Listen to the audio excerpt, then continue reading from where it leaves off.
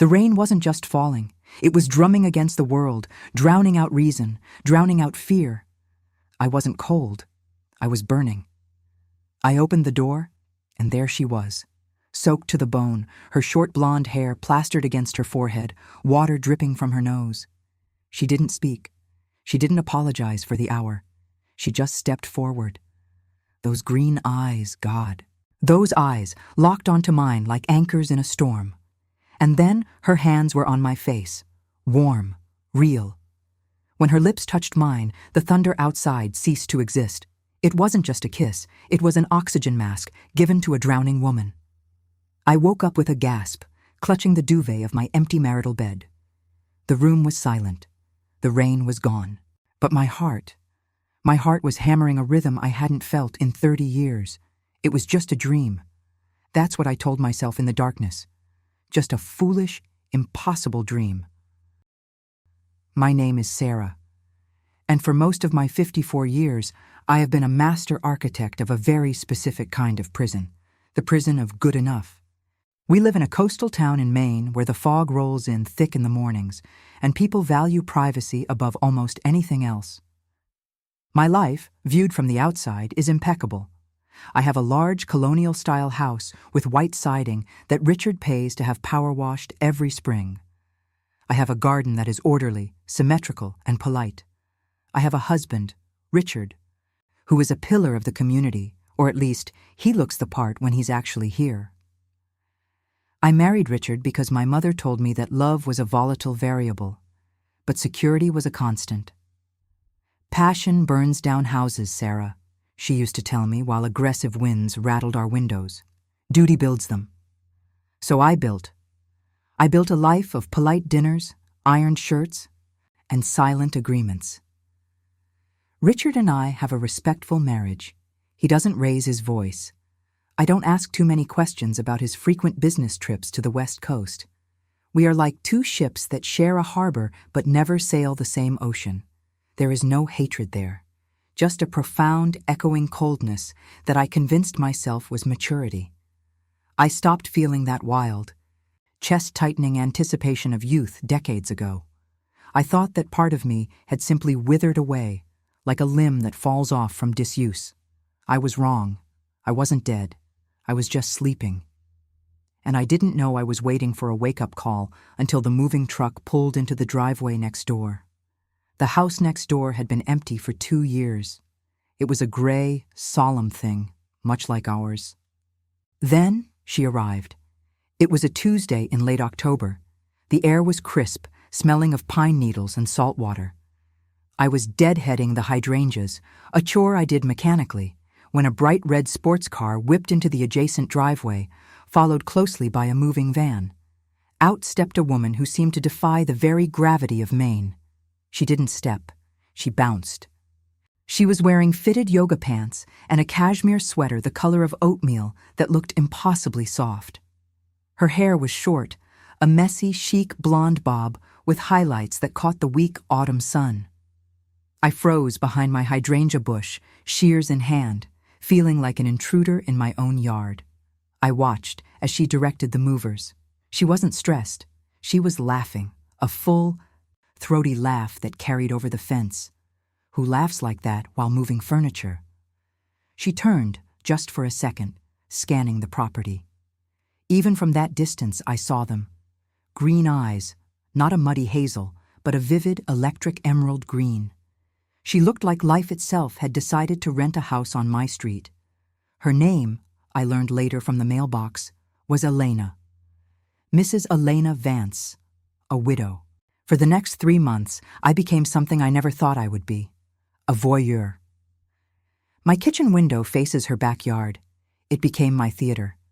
I told myself I was just being a concerned neighbor, keeping an eye on the property values. A lie. I was drinking her in. Elena was everything I wasn't. I woke up at 7:00 a.m. to an alarm. She was up at 5:30 a.m., doing yoga on her back deck even when the air was brisk. I wore grays and navies to blend in. Elena wore scarves of turquoise and coats of crimson. She drove that red car with the top down whenever the temperature was above 50 degrees, blasting Fleetwood Mac or old soul music, singing at the top of her lungs as she pulled out of the driveway. There was a rhythm to her that mesmerized me. I watched her tackle her garden. My garden was a regimented army of plants. Hers was a riot. She planted things that shouldn't grow in Maine, coaxing them with what looked like pure will. She talked to her plants. I heard her once, through an open window. "Come on, little guy, you can do it," she was saying to a struggling rose bush.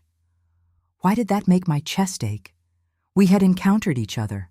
Of course, brief, polite collisions that are required by social contract. "Good morning," she'd say at the mailbox, flashing a smile that showed perfect teeth and crinkled the corners of those green eyes. "Good morning," I'd reply, gripping my mail tight, my knuckles white, terrified that she might see how much her brightness intimidated me. And I would retreat. I would walk back into my silent, pristine house, close the door and lean against it, breathing hard. Why? Why did I feel flushed? Why did the palms of my hands sweat? It was resentment, I told myself. I resented her happiness. How could a widow, a woman alone, be so vibrant? How could she navigate the world with such lightness while I, the woman with the husband and the security, felt like I was wading through wet cement? Richard was gone more than usual that season. "Consulting in Chicago," he said. "Conference in Seattle," he said. The house felt cavernous. The silence was deafening. But next door, there was life. One evening, I saw Elena sitting on her porch steps with a glass of wine, looking up at the moon. She looked peaceful. Not lonely, solitary. There is a difference. I was married and I was lonely. She was alone, and she was whole. The realization hit me like a physical blow. I wasn't just watching her. I was starving for her. Not for her body. I didn't even have the language for that yet. But for her energy. I wanted to warm my hands on her fire. I spent those 3 months building a wall of denial so high I couldn't see over it. I convinced myself she was too loud, too much, not our kind of people. I tried to hate her. It was safer to dislike her than to admit what was actually happening. But the universe has a way of dismantling walls. And my wall was about to come down with the sound of a doorbell. It was a Tuesday afternoon in January. The sky had turned a bruised purple by 3 p.m., and the wind was whipping off the Atlantic, rattling the gutters. The weatherman had warned of a nor'easter, but in Maine, we just call that winter. I was in the living room, trying to read a novel I didn't care about. Richard was in Denver. The house was cold, despite the heating being on full blast. Then the lights flickered, once, twice, and died. The silence that followed a power outage is unique. The hum of the refrigerator stops. The furnace groans and quits. The house holds its breath. I sat there in the sudden gray gloom, resigning myself to finding the flashlights. Ding dong. The doorbell was a shock in the silence. I wasn't expecting a delivery. I wasn't expecting anyone. I walked to the door, tightening my cardigan around myself, defensive instinct kicking in. I peered through the peephole. It was her, Elena. She was standing on my porch, shivering. She was wearing that gray workout gear, a windbreaker thrown hastily over it. Her hair was windblown, messy in a way that should have been disastrous, but looked editorial. I opened the door. The wind tried to push past me into the hall. "Hi," she said. Her voice was a little breathless. "I am so sorry to bother you, Sarah. I know we haven't really chatted." She knew my name.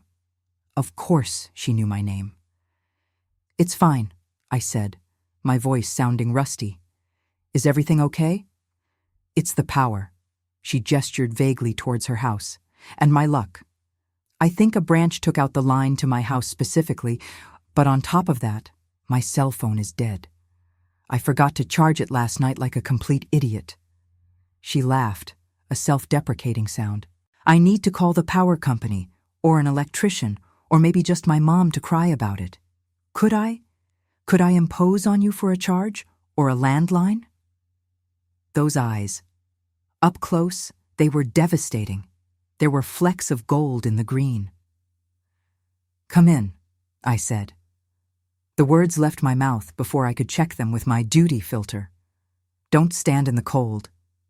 She stepped inside, bringing the scent of rain and ozone with her. The house immediately felt different, smaller, warmer. "You are a lifesaver," she said, shucking off her wet shoes by the door without being asked. "I promise I won't stay long. I just need to get connected to the grid again." I led her to the kitchen. The gray light from the window washed over the counters. She sat at the island, not waiting for an invitation, comfortable in her own skin. I handed her the cordless phone. While she navigated the automated hell of the power company's customer service, I watched her. I pretended to wipe down the already spotless counter. I watched her hands, manicured, nails painted a soft coral color, drumming on the granite. I watched the way she bit her lip when she was put on hold. She hung up 10 minutes later. "They said 4 hours," she groaned, looking at me. 4 hours without Netflix. It's a tragedy." I chuckled. It surprised me. "I think you'll survive." "I might perish from boredom," she teased. She didn't leave. She stayed seated. "So, Sarah, since we're both sitting in the dark, tell me, how do you get your hydrangeas that blue? I've been trying to spy on your fertilizer routine for months." I blinked. "You watch my gardening?" "Honey, everyone watches your garden. It's perfect. It's intimidatingly perfect." We talked. We didn't talk about the weather. We didn't talk about taxes. For the next hour, as the house grew dimmer, we talked about soil pH. We talked about the best coffee in town. She told me about her late husband, Mark, who died 3 years ago.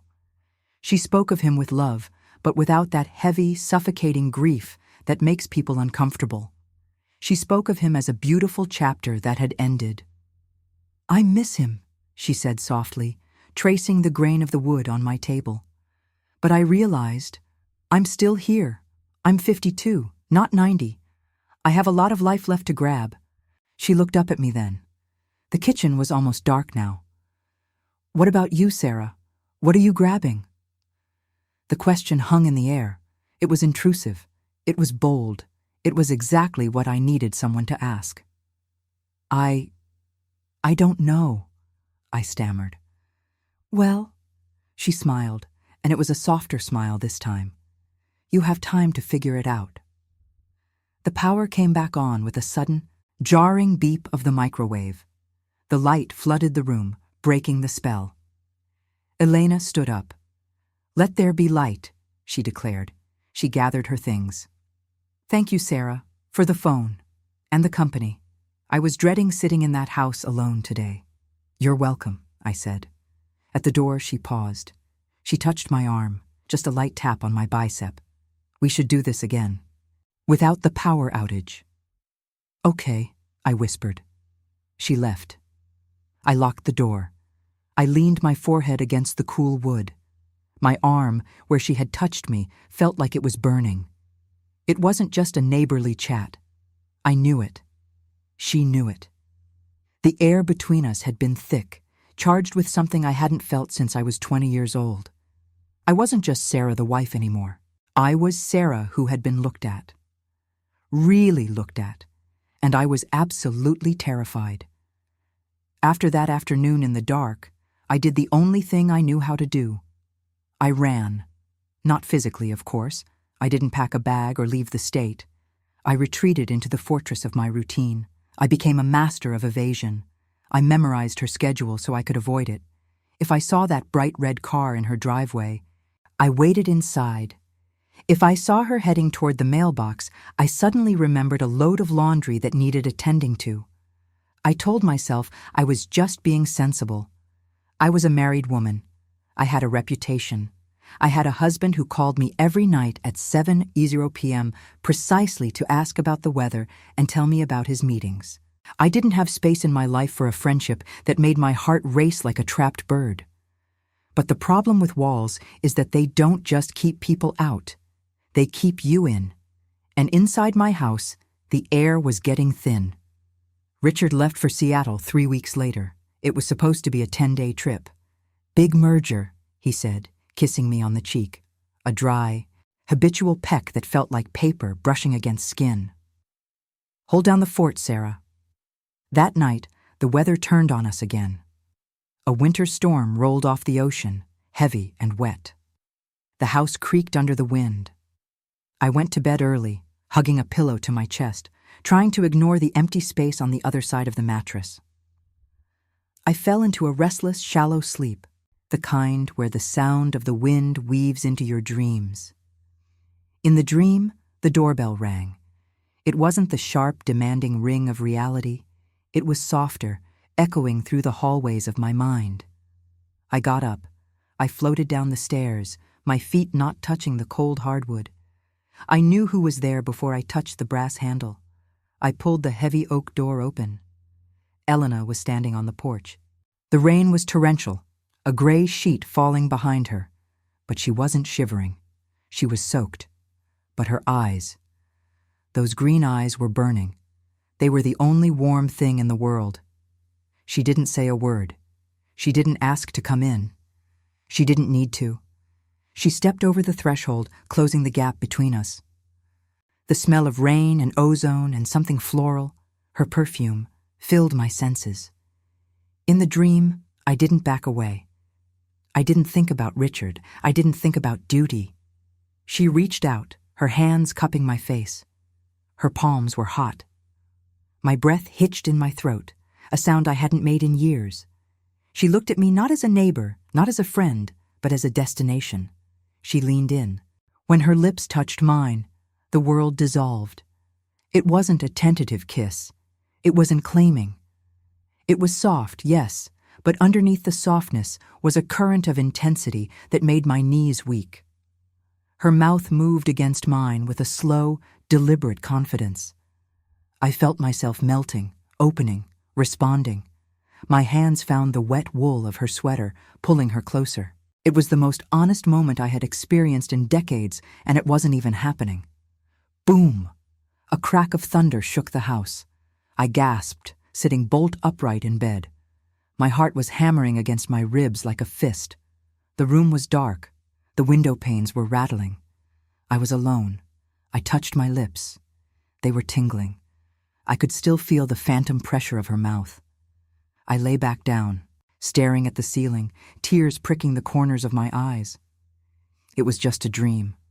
My subconscious playing tricks on a lonely, middle-aged woman. But as the adrenaline faded, a heavy, sinking realization took its place. I wanted it to be real. God help me. I wanted it to be real. The next morning, the sun was painfully bright. The storm had passed, leaving the world scrubbed clean and innocent. I, however, felt guilty. I felt like I carried a neon sign on my forehead that screamed, "Adulteress," even though I hadn't touched anyone. I needed groceries. I needed to get out of the house. I needed to be normal. I drove to the supermarket, the one 3 towns over, just to be safe.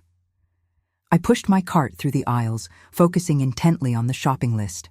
Milk, eggs, bread, detergent. I was doing fine. I was breathing. I was safe. I turned into the cleaning aisle, reaching for a bottle of bleach. Ironic, I know, when I heard it. That hum, that specific melodic humming. I froze. No, it couldn't be. I peeked around a display of paper towels.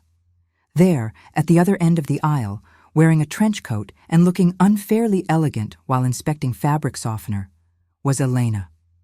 Panic, sharp and irrational, spiked in my chest. I couldn't face her. Not after the dream. I felt like she would be able to see it on my face, like the dream had left a visible mark on my mouth. I did the only mature thing a 54-year-old woman could do. I aborted the mission. I spun my cart around, intending to flee toward the bakery section. I moved fast, head down, praying to the gods of linoleum that my cart wouldn't squeak. "Sarah?" The voice was amused. It wasn't a question. It was a capture. I stopped. I squeezed the handle of the cart until my knuckles turned white. I took a deep breath, pasted a bright, fake smile on my face, and turned around. Elena was standing there, a bottle of lavender softener in her hand, one eyebrow raised. Her eyes were dancing with mirth. "Oh, Elena," I said, my voice an octave too high. "I didn't see you there." "Really?" she said, walking closer, "because it looked a lot like you saw me and then performed a tactical retreat into the toilet paper display." My face went hot. "No, I just forgot. Crackers. I needed crackers." She stopped right in front of me. She smelled like the dream, rain and flowers. "You're avoiding me, Sarah," she said. It wasn't an accusation. It was a statement of fact, delivered with a gentle smile. "I'm not," I lied. "I've just been busy. Richard is away, and the house. There's a lot to do." "Uh-huh," she said. She didn't believe me. She leaned in slightly, conspiring. "Well, if you ever finish with your very important cracker emergency, I make a mean lasagna, and I have too much of it for one person. It's a tragedy to waste good pasta." I looked at her, really looked at her. She was offering me an olive branch. She was offering me friendship, and I was treating her like a contagion. "I like lasagna," I said, my voice small. "Great," she beamed. "Friday, 7:00 p.m. I won't take no for an answer. And Sarah, stop running away. I promise I don't bite." She winked, a playful, harmless wink. Unless asked. She laughed at her own joke, patted my arm, and walked away, leaving me standing there next to the bleach, heart pounding, completely and utterly disarmed. Richard came home for 3 days before his next trip. He was physically present, occupying space in the living room, his suits reclaiming the closet, but his mind was elsewhere. The tension between my two worlds collided on a Saturday morning. I was in the garden, weeding the petunias. Richard liked them orderly, when he stormed out the back door. He was wearing his weekend uniform, khaki shorts, and a polo shirt tucked in tight. He pointed a finger at the property line. "Sarah," he barked, not looking at me but at the fence. "Have you spoken to her about the ivy and those, whatever those weeds are?" He meant Elena's wildflowers. They were glorious, a chaotic spill of purple and yellow that had woven themselves through the lattice fence, reaching into our sterile yard like fingers seeking purchase. "They're wildflowers, Richard," I said, shielding my eyes against the sun. "I think they're pretty." "They're invasive," he snapped. "If she can't maintain her perimeter, I'll have to call a landscaper to chop it back. It looks messy. It looks like neglect. It looks like life." The voice came from over the fence. Elena popped up, wearing a wide-brimmed straw hat and holding a trowel. She didn't look apologetic. She looked fierce. "Good morning, Richard," she said, her voice sugary sweet but with a steel core. "I heard you worried about the invasion. I promise my flowers won't hurt your grass. They're just saying hello." Richard bristled. He hated being challenged, especially by women he couldn't control. "It's about property maintenance, Ms. Vance. There are standards in this neighborhood." Elena leaned on the fence, resting her chin on her gloved hands. She looked at him for a long beat, her green eyes narrowing slightly. "You know, Richard, sometimes things grow where they want to grow. You can't manicure the whole world into submission. It's exhausting. Don't you ever get tired of trying to keep everything in straight lines?" Richard opened his mouth, closed it, and turned a shade of red. He huffed, checked his watch, and muttered something about a conference call before retreating back into the safety of the house. I stood there, mortified, but Elena just winked at me. "1 point for the wildflowers," she whispered. For the first time in 20 years, I didn't defend him. I didn't apologize for him. I looked at the door where my husband had disappeared, and then at the woman smiling in the sun. And I realized I liked the weeds better than the grass. Richard left for San Diego 2 days later. He took his grim energy with him, and the house exhaled. For the next few weeks, Elena and I were inseparable. It happened fast, the way falling asleep happens, slowly, and then all at once. We fell into a routine that felt more domestic than my actual marriage. She would come over for coffee in the morning, bringing cinnamon rolls she'd baked from scratch. I would go over to her place in the evenings with a bottle of Pinot Grigio. We sat on her back porch, wrapped in blankets against the Maine chill, watching the stars. We talked about everything. She told me about her childhood in Vermont, about the rebellion of her 20s, about the quiet peace she found in her 40s. I told her things I hadn't told anyone. I told her about the painting classes I quit because Richard said they were a waste of time. I told her about the children we never had, a silent grief I usually kept locked in the basement of my heart. "You're a mother without a child, Sarah," she told me one night, her voice soft. "You have all this nurturing energy, and you're pouring it into a man who doesn't even know how to drink it." She saw me. She peeled back my layers one by one, and instead of finding me boring, she found me fascinating. It was intoxicating. But we never crossed the line. There was a charge in the air, a static electricity that made the hair on my arms stand up whenever she walked behind my chair. But we kept it safe. We were friends, just best friends, until the juice. It was a Tuesday, a stupid, ordinary Tuesday.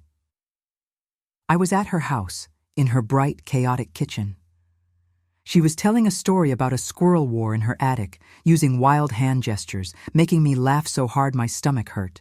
I was leaning against the counter, drinking a glass of cranberry juice. "And then," she exclaimed, throwing her hands up, "the squirrel looked me dead in the eye and dropped the acorn." I laughed, throwing my head back. My hand slipped. The glass tipped. Red juice splashed everywhere. It went over the white marble counter onto the floor and all down the front of my white blouse. "Oh no," I gasped, freezing, holding my hands out helplessly. "Elena, I am so sorry. Your counter, my shirt—" "Stop, it's fine." She was moving instantly. She grabbed a kitchen towel. "It's just juice, Sarah, it's not blood." She stepped into my space. She didn't hesitate. She started dabbing at the front of my blouse, her hand moving briskly at first, soaking up the liquid. "I'm such a klutz," I stammered, my heart starting to hammer not from the spill, but from her proximity. She was inches away. I could see the golden flecks in her eyes. I could smell that scent. Rain and vanilla. "Hush," she murmured. Her hand slowed down. She was drying the fabric right over my heart. The towel was a thin barrier. I could feel the heat of her palm through the damp silk of my blouse. Her movements changed. They stopped being about cleaning and started being about touching. Her hand lingered on my chest. The air left the room. I stopped breathing. I looked up and she was looking at me. Her pupils were blown wide, swallowing the green. Her hand was still there, pressing gently against my racing heart. She could feel it. She had to feel it pounding against my ribs like a prisoner demanding release. "Sarah," she whispered. It was a question and a plea. I didn't think. Thinking had been my problem for 50 years. I just felt. I dropped the towel I was holding. I reached out and took her face in my hands. Her skin was soft, terrifyingly soft. I kissed her. It wasn't like the dream. It was better. In the dream, it had been desperate. This was coming home. Her lips were warm and tasting of the coffee we'd been drinking. She made a small sound in her throat, a little gasp of surprise that turned into a moan, and she surged against me. Her arms went around my waist, pulling me flush against her. It wasn't just physical. It was a collision of souls. It was relief. It was the answer to a question I hadn't known I was asking. "Oh," I thought, as her mouth moved against mine with a tenderness that shattered me. "This is it. This is what the songs are about. This is why people burn down cities." It was good. It was so good. It felt holy. And then the fear caught up. The voice of my mother, the face of Richard, the judgment of the town, the weight of 54 years of doing the right thing crashed into the kitchen. I pulled back. I gasped for air, my lips swollen, my body humming with a terrifying aliveness. Elena looked dazed. Her lips were red, her eyes wide and vulnerable. She reached for me again. "Sarah, I can't," I whispered. The panic was rising, cold and sharp. "I can't do this. I'm married. I can't. Sarah, look at me." "No." I backed away, bumping into the island. "I have to go. I have to go." I turned and ran. I literally ran out of her back door, across the damp grass, past the wildflowers that Richard hated, and into my kitchen. I locked the door. I leaned against it, sliding down until I hit the floor. I touched my mouth. I was shaking so hard my teeth rattled. I had tasted freedom, and I was absolutely terrified that I would never be able to taste anything else again. I hid. For 2 weeks I became a ghost in my own neighborhood. I kept the blinds drawn. I stopped gardening. I had groceries delivered. I knew she was there. I could feel her presence next door, like a magnetic field. I saw her once, through a crack in the curtains. She was standing at the edge of her property, looking at my house. She looked small. She wasn't wearing her bright colors. She was wearing gray. She looked at my window for a long time, and then she turned and walked back inside. Her shoulders slumped. It broke my heart.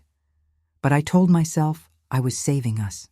I was saving her from the mess of my life. I was saving myself from blowing up my world. But you can't unring a bell. And you can't unkiss the love of your life. The inevitable second encounter happened at the worst possible place, the frozen food aisle of the local market on a busy Saturday morning. I was reaching for a bag of peas, looking disheveled, wearing old sweatpants because I had stopped caring about appearances. I turned, and there she was. But she wasn't alone. She was talking to Mrs. Higgins, the town gossip. Elena looked up. Our eyes locked. Mrs. Higgins followed her gaze. "Oh, Sarah, we haven't seen you in ages." I froze. The panic was instantaneous. I couldn't speak to her.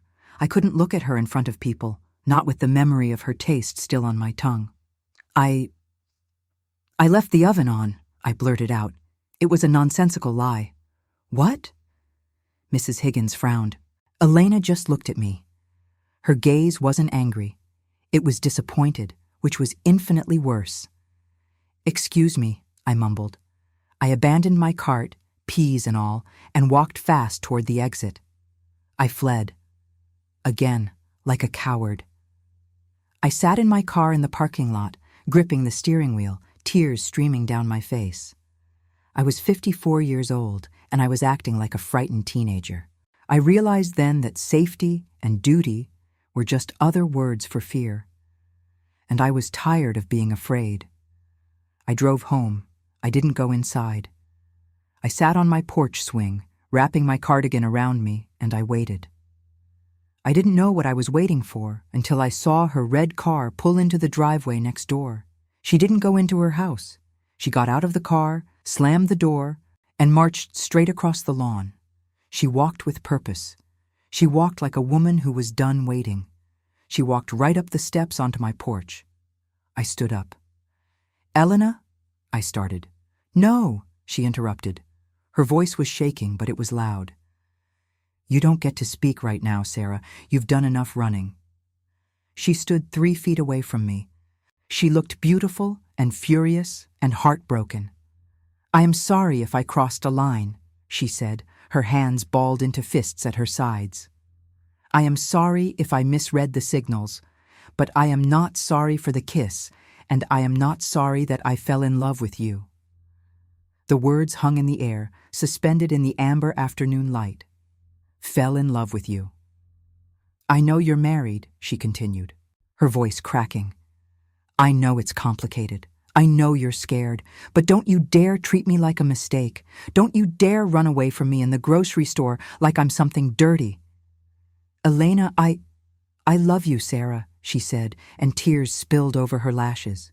"I think you love me too, but I can't do this alone. I can't be the only one brave enough to say it." She took a deep breath. wiping her cheeks angrily. "I'll respect your space. I won't bother you again. If you want to live in this cold museum of a life, that is your choice. But know that it is a choice." She turned around. She walked down the steps. She walked back across the lawn, past the dividing line of the property, and into her house. I stood on the porch, the wind drying the tears on my own face. Her declaration echoed in my head. It is a choice. I looked at my front door, the symbol of my duty. Then I looked at her door, the symbol of my truth. And for the first time, I knew the duty wasn't enough to keep me warm anymore. The month that followed was not lived. It was endured. It was a 30-day lesson in the physics of absence. I learned that a person can take up more space in your life by being missing than they ever did by being present. Elena kept her word. She retreated. Her house became a fortress of drawn blinds and silence. I didn't see her yoga on the deck. I didn't hear Fleetwood Mac. The red car came and went at odd hours, avoiding my schedule as meticulously as I had once avoided hers. The vibrant, chaotic energy she had brought to the neighborhood evaporated, leaving behind a gray, stagnant void. I tried to be the good wife again. I tried to pour myself back into the mold I had built. I ironed sheets. I polished silver that didn't need polishing. I cooked elaborate meals for a husband who wasn't there to eat them. But the mold was broken. I was broken. Every time I looked at the hydrangeas, I saw her smile. Every time I drank coffee, I tasted her kiss. I walked through my house like a zombie, my chest aching with a physical heaviness, a constant, dull throb of regret. Richard was gone for nearly the entire month. When he called, his voice sounded tinny and distant, like he was speaking from another planet. I found myself staring at the phone, realizing I didn't care. I didn't care about his meetings. I didn't care about his excuses. I didn't miss him. I missed the woman next door who had looked at me and seen a fire where everyone else saw only ash. I lost weight. My clothes hung off me. I stopped sleeping. I would sit by the window at 3:00 a.m., watching the dark shape of her house, whispering apologies into the glass. "I'm sorry. I'm a coward. I love you." But whispers don't cross property lines. The breaking point didn't come with a bang. It came with a quiet, undeniable clarity on a rainy Thursday morning. I was looking at myself in the bathroom mirror. I saw a woman fading away. I saw a ghost. And I realized that if I didn't leave this marriage, I would die.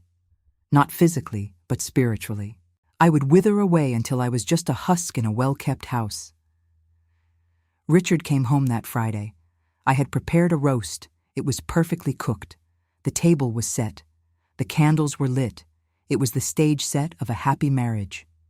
He sat down, looking tired. He loosened his tie. He asked about the car's inspection. He asked about the mail. "Richard," I said. My voice was steady. It surprised me. "Put down the fork." He stopped, a piece of potato halfway to his mouth. He looked at me, really looked at me, perhaps for the first time in years. He saw the ghost in the mirror. "What is it, Sarah?" he asked. There was a wariness in his eyes. "I can't do this anymore," I said. "I want a divorce." The words hung over the roast beef. I expected him to shout. I expected him to argue, to talk about our reputation, our assets, the church. Instead, he exhaled, a long, shuddering breath. His shoulders dropped 3 inches. He placed the fork down gently on the china. "Okay," he said softly. I blinked. "Okay?" He looked down at his hands. I haven't been honest with you, Sarah, for a long time." He told me then. He told me about the woman in San Diego.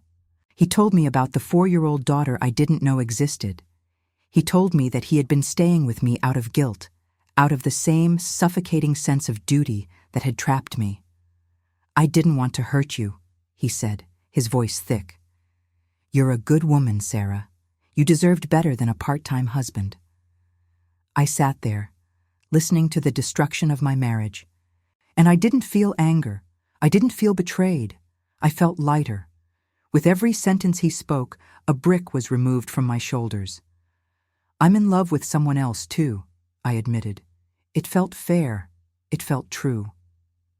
He looked up, a sad smile touching his lips. The neighbor? Elena?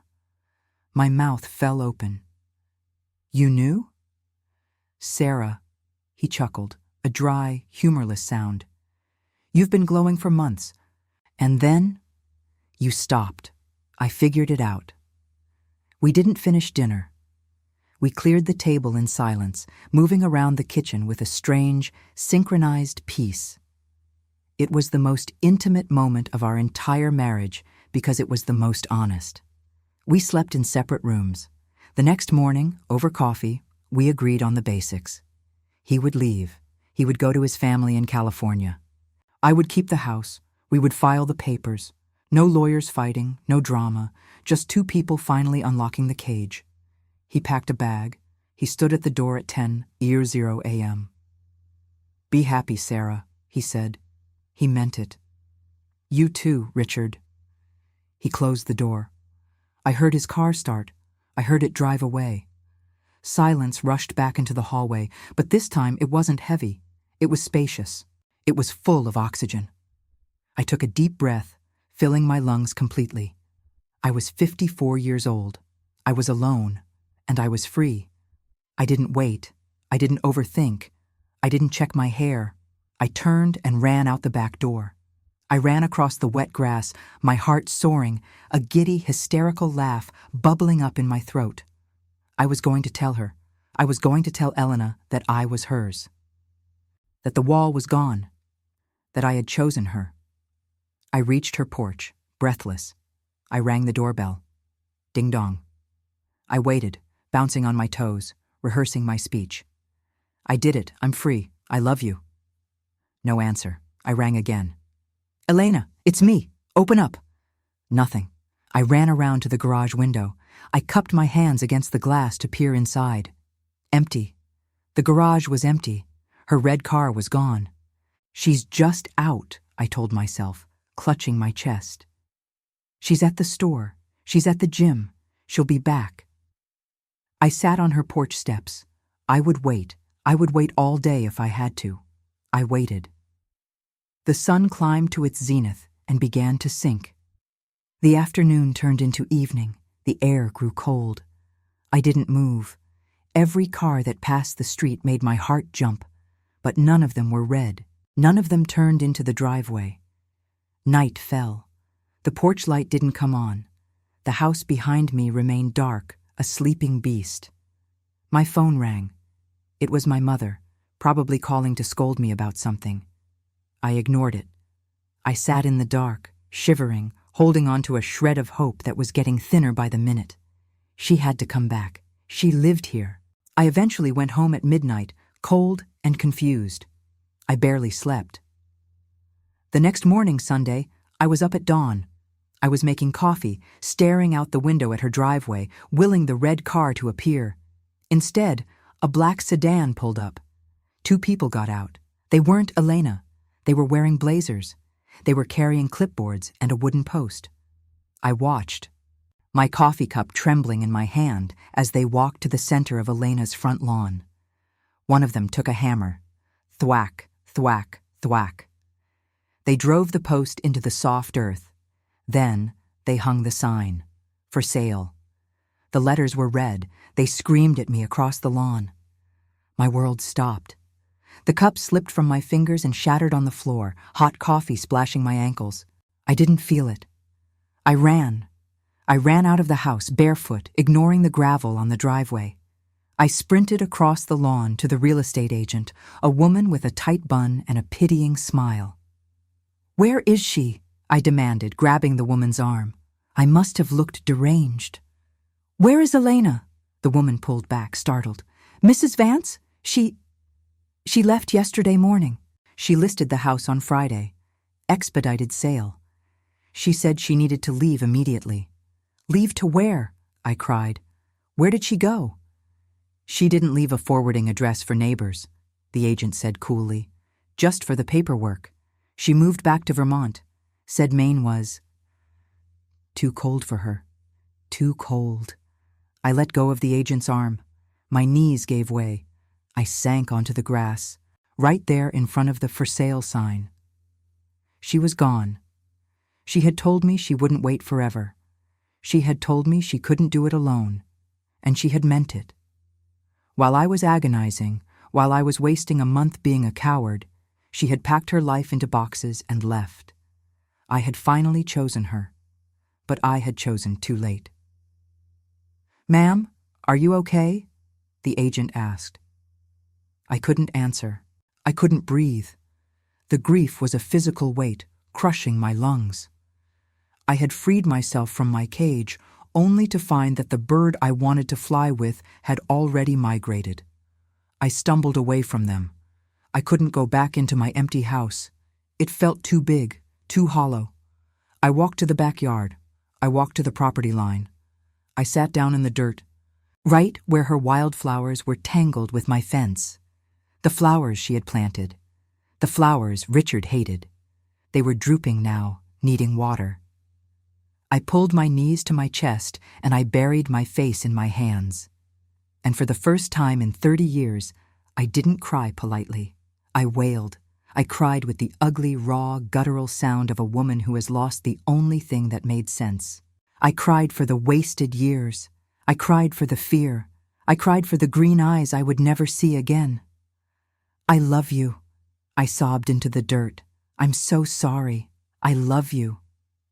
"You're loud when you cry, you know that?" The voice came from behind me. I froze. My heart stopped beating. The wind stopped blowing. I slowly, terrified that I was hallucinating again, lifted my head. I turned around. Standing there near the old oak tree at the back of her lot, holding a small box of seedlings, was Elena. She wasn't in Vermont. She was here. She was wearing old jeans and a dirty t-shirt. Her eyes were red-rimmed, like she hadn't slept either. She was looking at me, confused, wary, clutching the box of plants like a shield. I came back for the seedlings," she said, her voice trembling. "I forgot the seedlings. I was just going to grab them and go." I didn't speak. I couldn't. I scrambled to my feet, dirt staining my knees, tears streaming down my face. She looked at me, a mess, barefoot, hysterical. She looked at the house where Richard's car was gone. She looked at my face, open and raw and undisguised. "Sarah?" she whispered. I didn't walk. I ran. I collided with her, nearly knocking the box of plants out of her hands. I wrapped my arms around her neck and held on as if the earth was falling away beneath us. "Don't go," I gasped into her neck. "Don't go. He's gone. Richard is gone. I'm free. I'm yours. I'm yours." I felt her stiffen for a second, shock holding her rigid. And then the box of plants hit the ground. Her arms came around me, tight, fierce, possessive.